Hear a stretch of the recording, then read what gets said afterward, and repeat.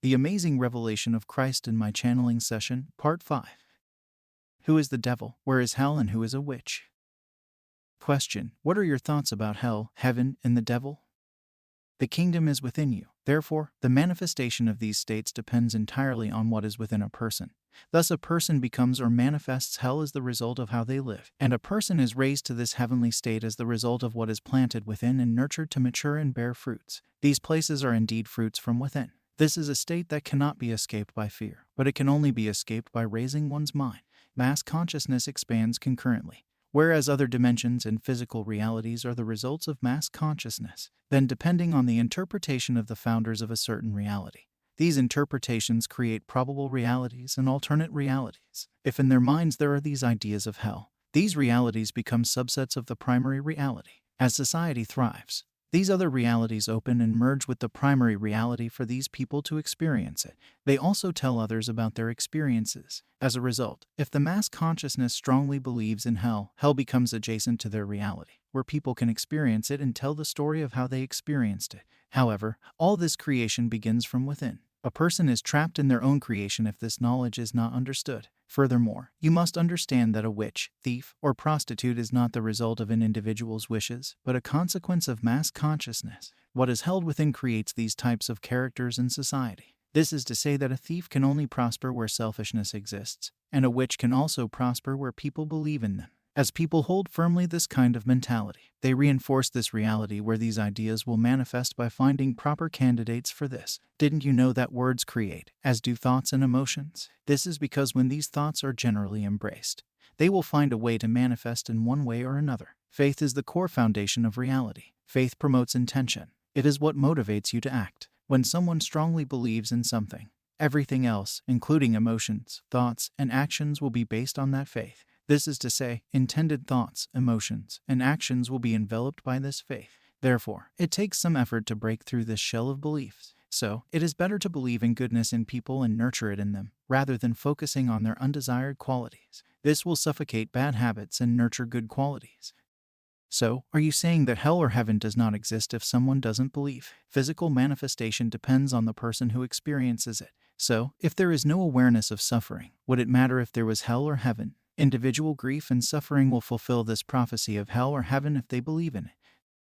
What I am reading between the lines suggests that the origin of consciousness begins the day a person is conceived, because if the manifestation of external reality is the result of what one holds within, then was there any kind of awareness before their conception? That is partially true, because a child's mind is almost blank when they are born, as they have to learn everything about this reality. However, their personality stays unchanged as they have the same personality regardless of age and time. Therefore, what I tell you is that the moment you base your reality on this foundation of what you are instead of who you are, you transcend these limitations of the physical world. And then you will realize that there are many fruits of consciousness, including this physical world. And thus, I am inviting you to broader fruits of consciousness where by embracing my teachings you see these types of reality. Witchcraft, witches, and sorcery seem to be very popular in many churches. Can you say anything about this? Witchcraft is caused by jealousy and envy. This results in seeking secretive ways to harm others. But always remember that these practices begin in people's hearts, which is the same as someone using a weapon in secret to harm others. Unless society has come out of its core beliefs and mentality, church and ceremonies become a ground for fighting witchcraft, sorcery, and the devil. This is a stage where once a person has raised their understanding past this mentality, they have moved into the next stage of growth. The reality of witchcraft or sorcery is based on how one perceives and projects reality. Faith becomes the foundation of one's reality, and as a result, what is projected outwards is only a reflection of what has accumulated within. In addition, there are fallen angels and other malevolent life forms. The human mind, emotions, and habits can form or create these astral entities by feeding them certain types of emotions, thoughts, or habits. So, when a person continuously behaves in a certain way, these astral entities are formed. It is very similar to creating a certain commercial activity. For example, every summer there is a food festival. At this festival, there are many activities taking place in the background. People renting spaces to sell their food, management, advertising, etc. These activities in the background become permanent income for some individuals. So then it turns habitual for that society. Everyone in this particular society knows that on certain dates there is a food festival. They save money for the festival, make dates with friends, etc. This then becomes an entity. Even though it was not consciously conceived, it takes on that form and can be difficult to get rid of. This is because there are already roots, and society is deeply rooted in that activity. This example is remarkably similar to what a human mind, emotion, or habit can create in the astral realm. This is because in these realms things happen faster than in the physical world. These entities are formed of human behaviors, thoughts, or emotions. They feed on similar thoughts, emotions, or habits. Whenever people engage in certain behaviors, they feed off those energies. Witches and sorcerers purposely create these types of astral entities. They are then used for evil purposes. In most cases, these types of entities can be cleared out easily. By simply not entertaining certain habits, emotions, or thoughts, they will not come close to you. They are also created unconsciously by people. They range from normal astral entities to filthy entities. They bring addictions, diseases, and other destructive behaviors. Even in churches, these astral entities exist. Maintaining righteous ways of living requires monitoring your thoughts, emotions, and actions. Your living temples will be filled with clean and honorable spirits. The fallen ones, however, are more formidable, and in most cases, unless they have contracts with human beings, they will not bother humans. For this reason, those who seek their aid must offer something of high value to them for them to do something for humans. And thus, they are treacherous and manipulative, setting traps to entice people into signing a contract. In this way, humans become trapped in their contracts and are eventually enslaved and become their agents serving them. These are the core enemies of my alliance, and anyone who contracts with them is also my enemy. This is because their agenda is far more harmful than human comprehension. Turn the other cheek if someone slaps you. Why doesn't this law apply to fallen ones? And what does it mean for humans? The love from the Father is unconditional, and only through love that a person can grow.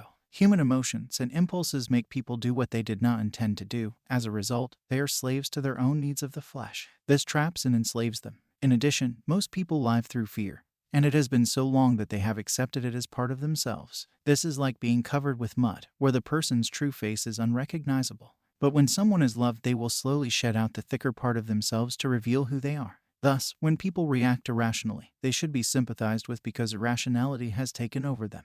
Only by letting it pass will they realize that they are slaves to their own impulses. Furthermore, you should forgive those who owe you or have wronged you. If they truly regret their actions, it's worthwhile giving them the chance to improve as they have fallen into the needs of the flesh. It is a means to cultivate and let the flow of creation at ease. But when you fight back, or when you look for justice or try to prove that you are innocent, it only shows that you are lowering yourself to their level, you are reducing your radiance. And that means by fighting evil with evil, evil will win. This must come naturally because if you forgive or let it pass and regret it later, it means you have not really let it go. You should find out what holds you back. The fallen ones are not humans and have consciously chosen to do what is not right. They are not limited by the flesh, nor do they have impulses to be sympathized with. This should be clear to you that there are also people who can avoid doing wrong things, but still choose to do wrong things. These are in the same category as the fallen ones, and their judgment has already fallen upon them.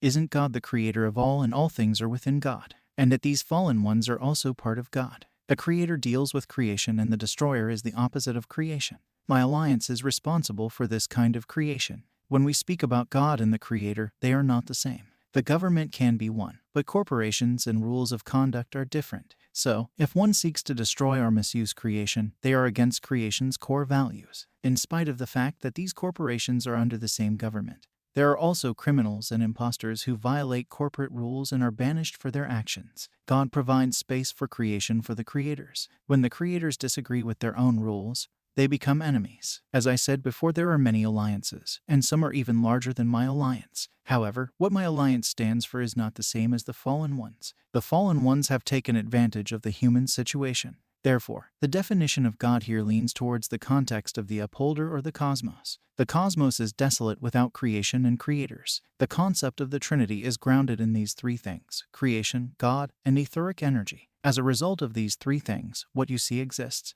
vibration, space, and substance, or Father, Holy Spirit, and Son. It is important to understand that these three things do not have a size. Even on a very small scale, you will find their manifestation also on a very large scale. In addition to that, in different aspects of humans, these three things manifest as compassion, benevolence, and truth. As vibration determines the types of things and layers of the universe, space is the playground for vibration, while vibration tunes and adjusts the substance to interact with the different levels and layers of manifestation. If you observe, the face of humans tells the same story. The upper part has eyes directly aligned with the ears. This is the vibration state, then the nose represents space, and the mouth represents substances respectively. Metaphysical laws often deal with 5 elements and can even be grouped into 7 elements, but these 3 are fundamental and the rest lies within them.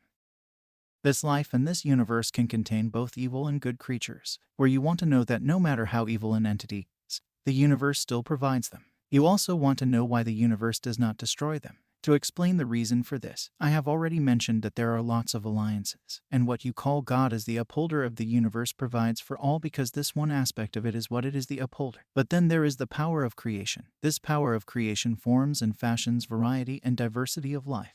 It is inherent within every creature and beings humans create, as well as animals. The question of the existence of good and evil is about harmony and balance. When your liver becomes ill, you will only remove it in extreme cases. In one body there are many functions. You cannot simply remove every part of your body because of minor ailments, but you heal and adjust them before you get rid of them. Therefore, the days of judgment and the creation of new heavens and earth await as the entire creation is sorted out and time is given for those who haven't mended their ways to do so. So then, because of flowing against this power of creation, death exists. It should be noted that death only exists in the lower realms. This means that the further one moves away from this power of creation, the lower they are considered. Where the bottom is a bottomless pit, nothing moves, nothing lives. On all these different levels, creation happens at a different pace, and those who were created on the higher realm can also fall deeper and closer to the abyss, but as they fall because they have seen this power of creation, they possess an imaginable power compared to those who were created closer to the bottomless pit. Then they become malevolent spirits torturing those below. Humans find it more difficult to accept light or this power of creation because most of them originated from this realm. This is because they have attached so much to creation's deformities and taken it as their reality. This then requires a lot of training and work for natives of lower realms to be transformed, where the majority simply give up and continue to live where they are, as there are societies in every realm.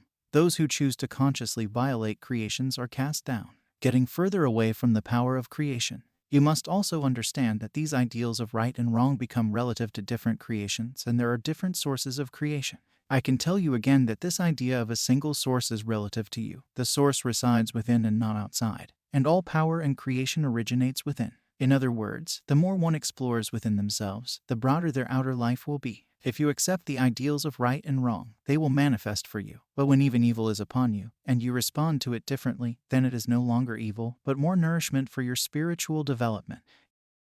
There is a conflicting idea that I am unwilling to accept, that the fallen ones wanted to pollute the source of creation. My problem here is that, does it mean this source cannot defend itself or cannot automatically banish these fallen ones without the alliance fighting against them? This idea is based on the fact that you have a human understanding of things from a higher world. Know that it is not that simple. Remember that creator and creatures are one and the same, and that these creatures are an extension of the creator. So, when the creatures disturb this balance between the creation and creature, it pollutes the entire system. Thus, they have to be stopped because all will fall. Remember, as we have discussed, what you understand as God or the cosmos is not the same as the power of creation. There are many types of creations within this cosmos, with roots in specific branches. We must never think of God or cosmos as a limited source or as a simple entity like a king who gives orders to his minion.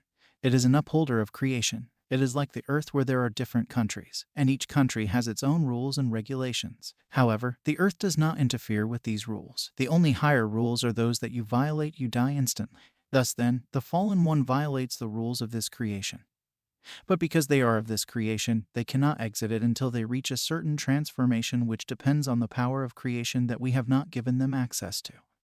In my session with the red-haired giants, I discovered they had a similar energy source, something like a tesseract. Am I correct? The red-haired giants were not of this world. They were engineered, which means even their biological systems were not compatible with this realm. As each realm is created with a diverse ecosystem filled with a diversity of different lives, something comes along and pollutes and destroys these types of creations. They cross the bridge from another world to come here. They exist in a setting of a hive mind. Their fall was because their creator abandoned them. They used that cube-like energy source as a source of energy to terraform their sustainable environment. So, they are not even of the same order or rank as human beings. Instead, they are like minions to serve those who created them and perform well when their master is around. In ancient times, different civilizations created biological mechanisms to serve them as machines. This was created by aligning different energy systems. And thus, it is pertinent to note that what I long to save is not the biological body but what dwells within.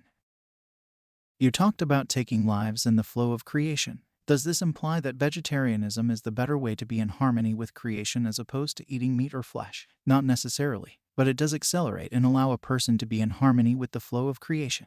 However, the fact that what we are nurturing is beyond the physical flesh, this phenomenon must be looked at with a higher understanding. For example, if you want to demolish a house, you will not care much or sympathize with it because it is simply a house. But if you are demolishing a house with people in it, this is murder. So, it is important to first take note of what is within these bodies and a higher understanding of the flow of creation. Sometimes it could be the time for this creature to die, and it is such an honor for a human to take it as nourishment. So, it is not just an idea where someone decides to be a vegetarian and becomes very strict about it, but more of the higher knowledge of understanding the flow of creation behind it and what it means to stop this flow of creation.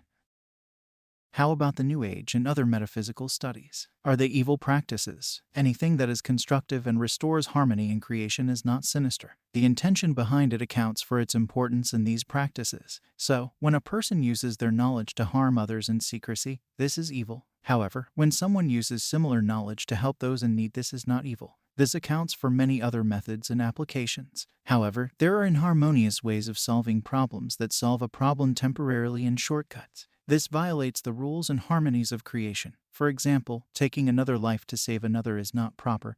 The means of animal sacrifices unless they have willingly offered themselves to be offered as a sacrifice. These means are improper. Remember that taking another life is also an act of disconnecting the flow of creation. Because these lives were created with a purpose until they complete their life cycle, it would be wrong to stop them out of your own selfish needs. Most metaphysical studies use physical energies to function, so they are similar to modern science. Even creating astral entities is as easy as creating a water channel from a pond and channeling it toward a garden. This etheric energy flows along with life, and its main characteristic is the flow of creation. So, when you use it to violate others' will, you consume more energy and create disharmony in this flow of creation. This is because it flows against the current. We celebrate life, not anything else.